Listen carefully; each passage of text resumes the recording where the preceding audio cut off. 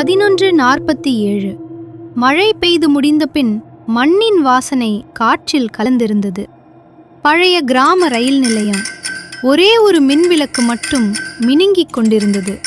காற்று வீசும் ஒவ்வொரு முறையும் பழைய பெயர் பலகை கிரீக் கிரீக் என்று சத்தம் போட்டது. அந்த பிளாட்பாரத்தில் 3 நண்பர்கள் மட்டும். அர்ஜுன், கார்த்திக், விக்கி. ரீலாக்ஸ் பண்ணுங்கடா, ட்ரெயின் வர இன்னும் 2 நிமிஷம்தான் இருக்கு. இது ஸ்மால் ஸ்டேஷன், அதனால தான் சைலண்ட். நம்ம இவ்வளவு லேட்டா வந்திருக்க கூடாதுன்னு சொன்னேன்ல. இந்த ஸ்டேஷன் ரொம்ப ஸ்ட்ரேஞ்ச்டா. டிக்கெட் கவுண்டர் க்ளோஸ், டீ கடை க்ளோஸ், வாட்ச்மேன் கூட இல்ல. போர்டில் டெஸ்டினேஷன் நேம் இல்லையே, ட்ரெயின் நம்பர் கூட இல்லை. அவர்கள் பேசிக்கொண்டிருக்க தொலைவில் ஒரு ரயில் ஹார்ன் ஒலித்தது. ஆனா அது சாதாரண சத்தம் இல்லை, மனித கத்தல் போல ஒலித்தது. டா, ட்ரெயின் ரொம்ப ஸ்லோவா வருது. அட்வென்ச்சர் ஃபீல்டா இது? எம்டி ட்ரெயின் போல இருக்கு, ஏறலாம். வெயிட், இன்சைட் யாரும் இல்லையா? டோர் எப்படி க்ளோஸ் ஆயிடுச்சு?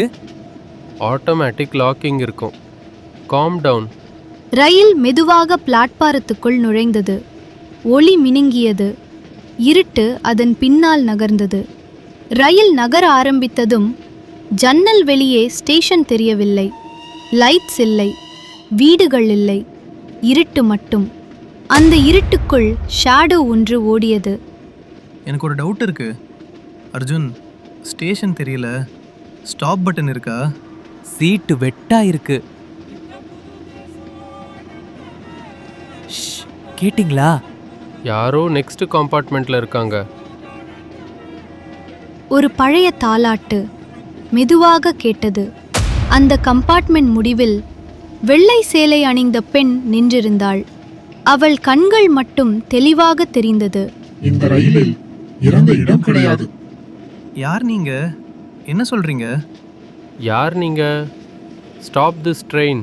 1947 இந்த பாதையில் நடந்த விபத்து. இந்த ரயில் இலக்கை அடையவில்லை. அந்த நாளில் இறந்தவர்கள் இன்னும் பயணம் செய்கிறார்கள். பின்னாடி பாரு, விண்டோல பாரு, பேர்ன் ஆகிற ட்ரெயின் தெரியுது. இது ஓடுவது உயிருள்ளவர்களுக்காக இல்லை. நீங்கள் மூவரும் அந்த ஆக்சிடென்டில் இறந்தவர்கள். ஸ்டேஷனில் காத்திருந்தது உங்கள் உடல் இல்லை, உங்கள் ஆன்மா. அனைவருக்கும் ஒரு இறுதி ரயில் இருக்கும். அது வந்துவிட்டால் திரும்ப முடியாது. இது இல்யூஷன் இல்லை. அப்போ நம்ம வீட்டுக்கு போக முடியாதா? அந்த நொடியில் மூவருக்கும் உண்மை புரிந்தது. 2 மணி நேரத்திற்கு முன் நடந்த விபத்து. ஸ்டேஷனில் காத்திருந்தது அவர்கள் உடல் இல்லை, அவர்கள் ஆன்மா. ரயில் சத்தம் மெல்ல மறைந்தது. அடுத்த நாள் காலை, அதே நேரம், அதே பிளாட்பாரம், தொலைவில் அதே ஹார்ன்.